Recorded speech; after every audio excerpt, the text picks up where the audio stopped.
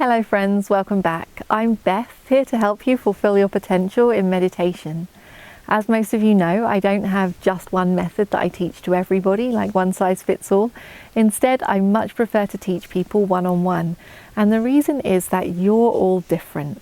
So please use these videos as a guideline. And if there's anything that isn't quite working for you, anything that doesn't quite fit, then be in touch and I'll be more than happy to discuss those things with you individually. Today's video is about developing equanimity towards beings. In Pali, we call this upekkha brahmavihara. This is our ability to love and embrace all beings without any kind of discrimination or partiality. Now, when we speak about equanimity, it's really important that we don't confuse it with indifference. The Buddha said that indifference is the near enemy of our equanimity, and by that he means that sometimes we can think that they're the same thing, but actually they're opposites, they're enemies. We can think of indifference as our capacity to not care about all beings equally.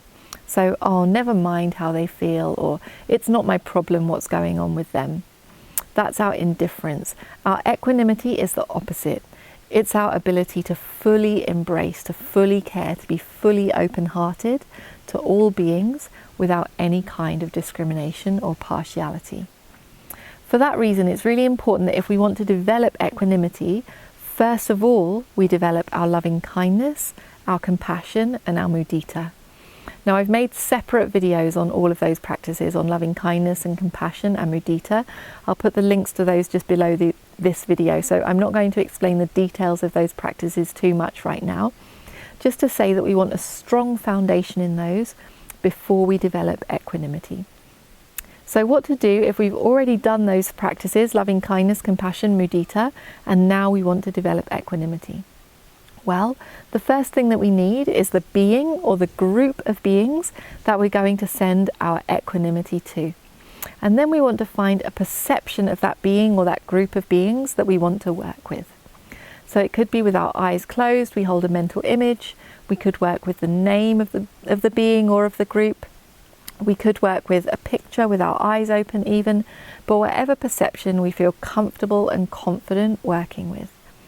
Once we've chosen our being or our group of beings, then we want to spend a few minutes, first of all, developing loving kindness towards that being or that group, then a few minutes of compassion, and then a few minutes of mudita.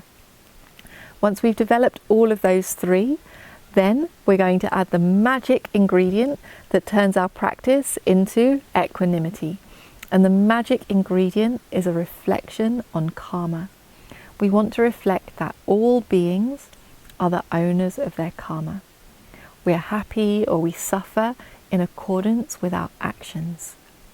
So, a few minutes of metta meditation, a few minutes of compassion, a few minutes of mudita, and then the reflection that all beings are the owners of their own karma. Having made that reflection, we don't need to do anything else. We simply return our attention to the being or the group that we're working with, and we'll notice that the quality of our attention has automatically changed to equanimity through the power of our understanding on karma. So, those are the instructions for developing equanimity towards beings. It might sound simple, but it's actually a very powerful and very refined state of mind to develop. What I would suggest is that you get off of the screens, get onto the meditation cushions and give this practice a go. See if you can build some equanimity, maybe first towards a few beings and then towards a few more beings, and see if you can expand your equanimity out eventually towards all beings. If there's anything that you're struggling with, if anything isn't working for you, then be in touch with me and I'll be more than happy to discuss those things with you one-on-one.